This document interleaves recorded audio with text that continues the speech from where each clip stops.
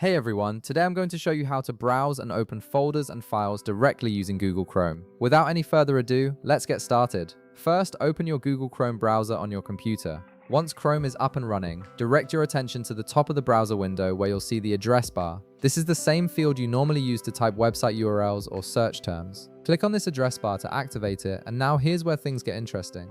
Type in file : / exactly as I just said it. This is a special protocol that tells Chrome you want to access your local file system instead of a website on the internet. It's essentially turning your browser into a file explorer. Next, you'll need to add the drive letter of the specific drive you want to browse. For example, if you want to access your main system drive, you would typically use C:.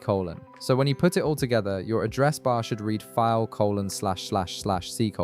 This complete path tells Chrome exactly which drive on your computer you want to explore. Once you've typed this in, press enter on your keyboard. Chrome will now display the contents of that drive in the browser window, just like you would see in Windows File Explorer or Finder on Mac. You'll be able to see all your folders and files listed right there in the browser interface. From this point, you can click on any folder to navigate deeper into your directory structure, or you can click on files to open them directly in Chrome if they're supported file types like PDFs, images, or text documents. This feature is particularly useful when you need quick access to local files without leaving your browser, or when you want to share a file path with someone else. It's a simple but powerful way to use Chrome beyond just browsing websites. And that's it. You've successfully set up Chrome to browse your local folders and files. If this video helped you out, be sure to leave a like, subscribe, and I'll see you in the next one.